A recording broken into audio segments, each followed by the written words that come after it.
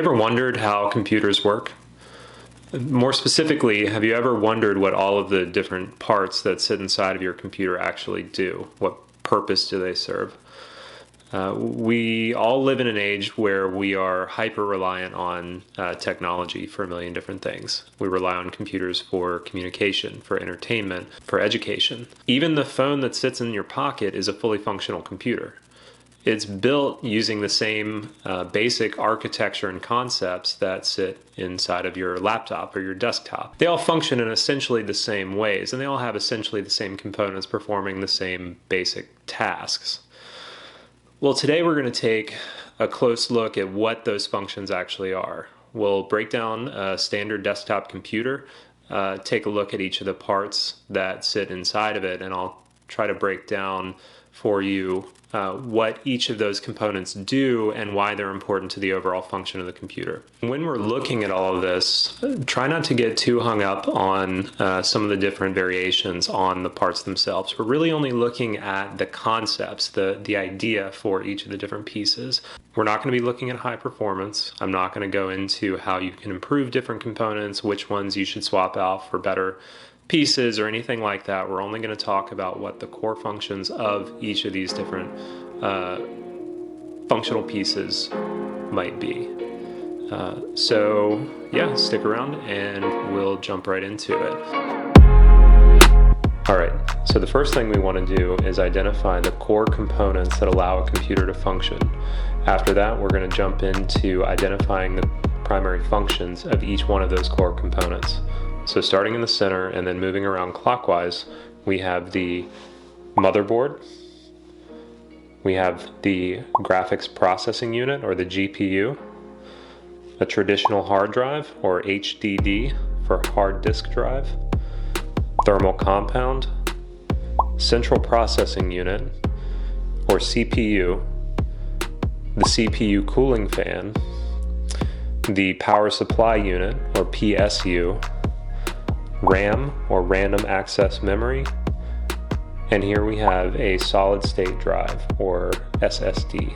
Now we're going to take a closer look at the motherboard. The motherboard serves the primary function of acting as the chassis or the backbone of the computer. It serves for providing interoperability among all of the different components. So the primary thing that you'll notice with the motherboard is that it has multiple slots and connection ports, which are used to connect each of the additional devices or even peripheral devices in order to provide a central connection source between everything. So looking at the motherboard itself, we have a number of different pieces that are worth mentioning along the way. So arguably the most important part of the motherboard is the processor socket, which is located here. In many instances, the processor socket will look slightly different depending on the type of processor you're using, often dependent on the manufacturer of that processor, as well as the socket type that the individual processor leverages. This particular motherboard is configured for an AMD type of processor. Next to the processor socket, we have the DIMM slots. These four items right here. These DIMM slots are where your memory or RAM or random access memory connect into the motherboard and interact with the other components. Down here on the bottom end, we have PCI or PCI Express slots. These are used to connect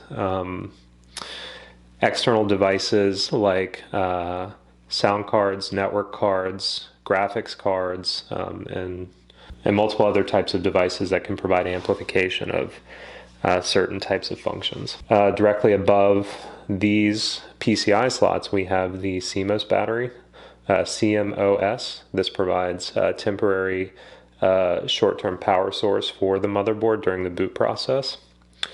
This is actually a speaker right here. This is used to provide only beeps, alerting beeps that are coded to provide a certain type of message if there's something wrong with the boot process during your power on sequence. You'll hear beeps that indicate whether things are working properly or if they're not working for one reason or another. The other piece that's worth mentioning on the motherboard is the external peripheral connection ports. So we'll turn this sideways so that you can get a better look at this. So these ports right here are used to connect third-party external peripheral devices. Up here at the top we have PS2 connectors. These are used to connect older keyboards and some older standard devices.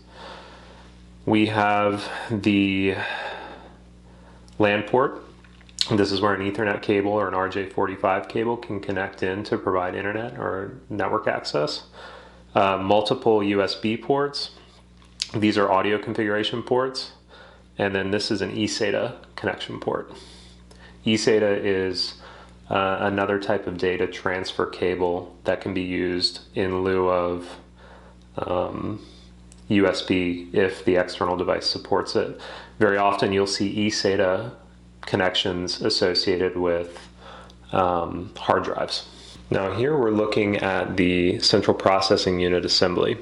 I have these three components placed together because they all serve a centralized function and rely on each other in order to operate properly. The main part of this assembly is the central processing unit itself. Now this is an AMD FX series processor and it is pretty old at this point. Some of you may recognize it as something that was available around 8 or 10 years ago. But for the purposes of our video, it still serves the same core functions as any modern processor that you would see on the market. So the processor, or CPU, is sometimes also referred to as a microprocessor, and this can often be thought of as the brain of the computer. The CPU provides centralized processing of all of the core functions and delegation of duties that are performed on a computer. The processor is often responsible for executing the instructions that are sent out to the rest of the components on the computer in order to perform functions like running applications, running processes, executing scripts. Now the reason I have these three components sitting together is that one of the primary issues with running a strong central processing unit on a computer is the generation of heat. Processors create a lot of heat, and when that heat is generated in an enclosed environment like a computer case, there has to be some way to draw the heat away from the device itself. So in a standard PC desktop configuration, you'll often see this processor connected directly to the processor socket on the motherboard. Now, sitting on top of the processor will almost always be some sort of a heat dissipation source. In this case, we would be using the stock fan that was provided with the processing unit on purchase. The CPU fan is built on top of heatsink technology. So you see this is a copper bottom. Copper is used because it does a really good job of pulling heat away from other metal objects. These are heatsink blades situated around the copper. These all help to draw that heat away and trap it inside of the heatsink body itself. And then this fan is used to draw that heat away from the device and push it up into the air. Now, very often inside of a computer case, you'll see multiple fans all functioning in tandem with each other, and they're designed to create a standard airflow that pulls air away from the motherboard, away from the processing units, and push it out of the case. So you'll often see computers with fans either on top of or on the back of the case in order to facilitate that airflow. Now, as far as dissipation of the heat away from the processor itself, it's facilitated by this right here. This is a thermal compound, also known as a heatsink paste. When you're building a computer, when you first attach your processor to the motherboard, you will often put a small amount of heatsink paste, no larger than the size of a dime or a nickel, and you'll sandwich that paste in between the top of the processor and the bottom of the heatsink. You can see here I've cleaned this one off a little bit, but there's still a bit of residue from the previous heatsink paste that was on here. Now here we're looking at the RAM, or random access memory, or just memory, that allows a computer to perform short-term temporary functions. RAM is technically, and you can tell this by the name, used for storage of data or information. But the difference between memory, or RAM, and traditional hard drive data storage is that RAM is used to store information that's used only temporarily or dynamically in the performance of a computer's functions. Typically, RAM is used to store information associated with the running of applications, and it's stored in a location that allows for quick access for the central processing unit. Now, RAM is very often defined as a volatile storage source, meaning that the contents that are stored within the memory are wiped once the memory has finished performing its primary function. So when you shut down a computer, everything that was stored in memory, all the functions that were stored there and the localized information is returned to permanent long-term storage. This particular RAM that we're looking at is designed for high-performance video game processes. These items that you see on top are technically referred to as heat sinks. The reason being that RAM is technically a processing source in some fashion, and so it does produce heat very similar to what you would see from a central processing unit. And so the heat sinks increase performance of the RAM by way of generating heat, by way of dissipating the heat that's generated away from the main body of the memory. In primary computer functions, increased RAM will allow you to see a pretty drastic increase in the performance of a computer. In particular, large storage space for RAM will result in the ability to multitask on the device itself. You can perform multiple functions simultaneously because you have enough short-term memory storage to process those multiple functions in tandem with each other. Here we'll take a closer look at the GPU, or graphics processing unit. Now, just like the name would suggest, the graphics processing unit is actually a processor, performing similar functions to what you would see on a central processing unit. However, the graphics processor is designed in a way that handles functions in a totally different manner. The graphics processor is very often dedicated solely to providing processing functions that are related to graphical interfaces on a computing device, where the processor itself, the central processor, is the brains of the computer. The graphics processor provides more of the creative side. It performs thousands of functions simultaneously, much more efficiently than the central processing unit, which would often perform only a handful of functions simultaneously. Now, most high-end performance type computers will leverage a graphics processing unit like this that's designed to provide a significant increase in performance capability on the graphics side of things. However, you very often, with some lower-end computers or computers that are not designed for graphics-intensive functions, will have a graphics processing unit built into the motherboard itself so that you don't have to worry about any external device configurations or setup. Here we're looking at a standard power supply unit, or PSU. The power supply unit's main function is to convert standard alternating current, or AC power, that's produced from your house's wall assembly into direct current, or DC power, for distribution into the computer itself. What we're working with here is a semi-modular unit, meaning that the cables themselves are modular in that you can choose which to use or not use. And if you look at the back of the unit here, you'll see that there are some cables that are permanently connected to the device, and then other cables like these here can be connected into these additional ports for distribution out to the rest of the computer. Power supply unit leverages cables known as Molex pin and socket style cables to connect to all of the various peripheral devices.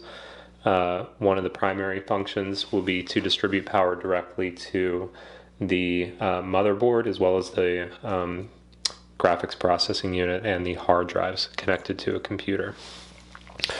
Power supply units are often distributed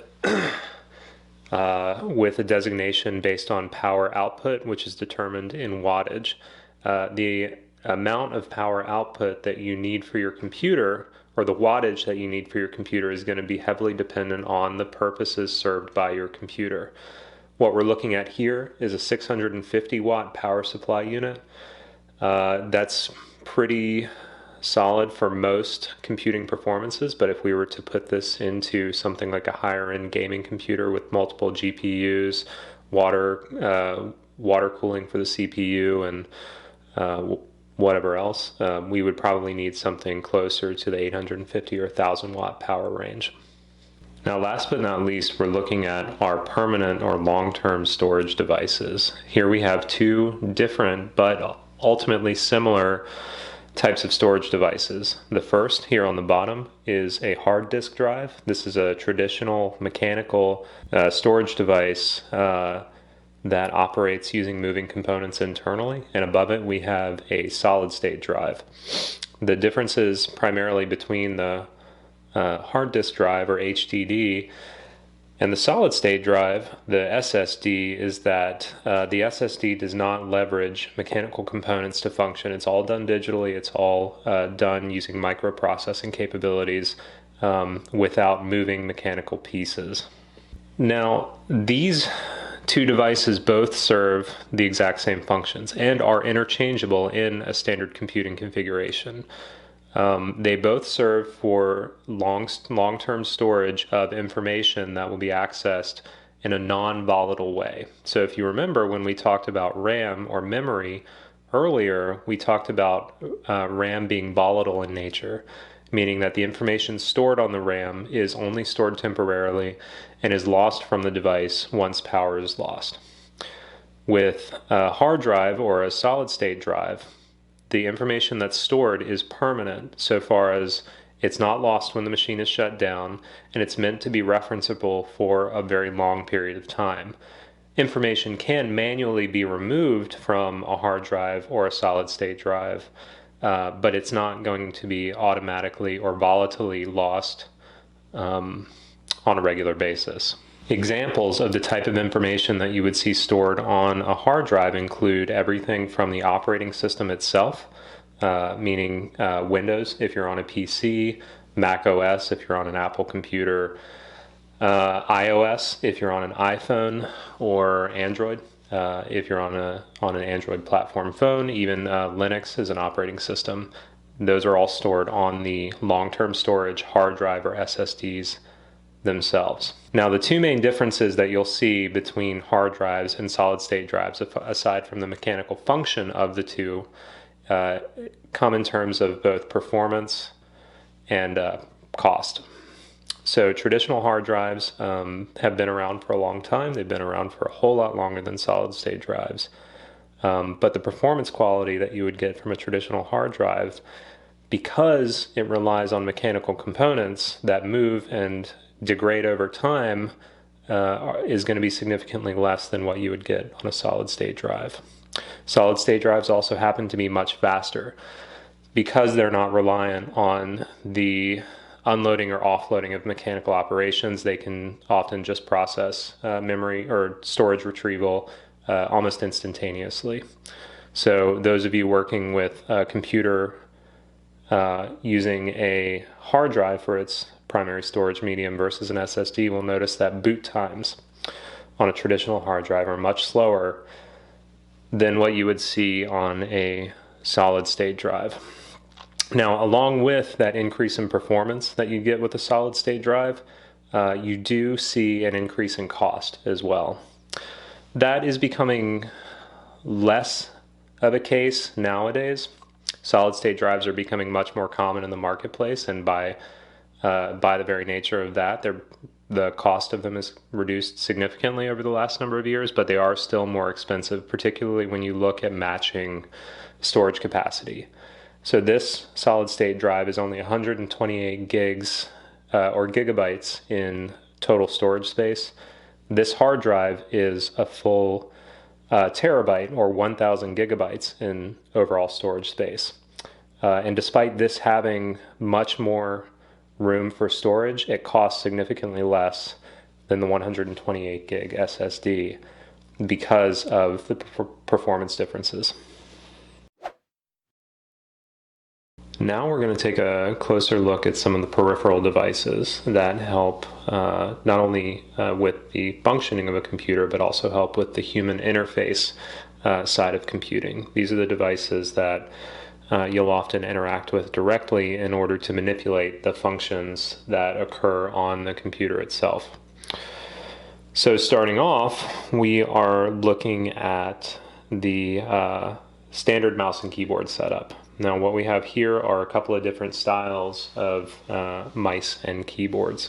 Some are more traditional, some are a bit newer in design, but all serve essentially the same function, which is to provide a pointing and clicking interactive type of a service or a language translation service.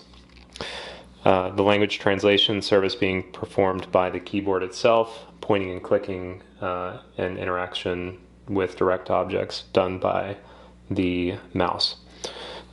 So looking at these configurations, we have a couple of different examples here. So looking at this keyboard first, this is a higher end mechanical keyboard. Directly above this keyboard, we have a semi-traditional mouse. It does use laser technology for guiding.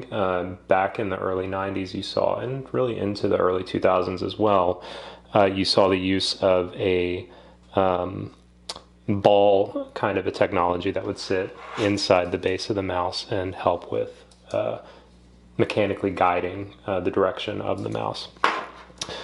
Now the similarity between these two devices is the connection method. Both connect by USB directly to the main body of the computer. So often these would be plugged into the side access ports that we looked at earlier on the motherboard, and they'll connect directly into it. They can often also connect to the case itself, depending on the type of case that you're using. This keyboard functions through a different connection method. I mentioned earlier when we looked at those access ports that there was a connector called the PS2 connector. PS2 is an older standard that's been around since the 80s, if not earlier, but the connection piece on it looks like this on the male side. And we saw an example of the female portion earlier in the video. Over here, we have a much more modern mouse design. Again, this leverages laser technology, but it also connects wirelessly to the computer. And what's interesting about this mouse in particular is that it has the ability to connect wirelessly to multiple devices simultaneously and can alternate between them. Very often you will see wireless devices, both in terms of keyboards and mice, that function over Bluetooth, which is a different standard for wireless communication than traditional wireless connectivity that you would see on this mouse itself.